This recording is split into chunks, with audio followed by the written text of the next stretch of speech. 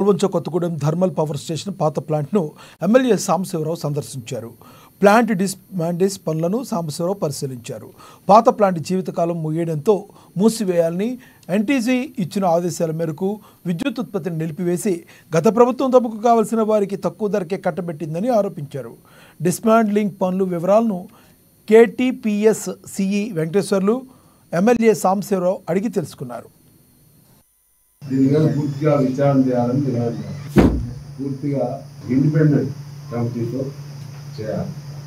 ఆరోపణలు ఎలా ఉన్నాయంటే 2000 కోట్ల విలువ చేసేటువంటి స్టాఫ్ కానీ లేకపోతే ఇతర విలువైనటువంటి ఎక్విప్మెంట్ కానీ అతి తక్కువ ధర 480 కోట్లకి ఇది ఆప్షన్లో బిడ్డింగ్ అయింది.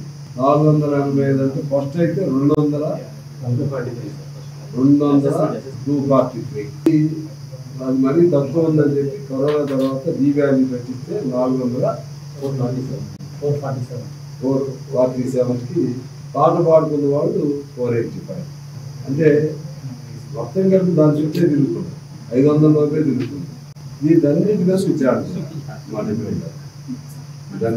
విచారణ చేసి ఎవరన్నా పై అథారిటీస్ వచ్చేవారికి కూడా వచ్చి క్లియరెన్స్ ఇచ్చేవారికి కూడా మేము పని ఆపమని చెప్పారు.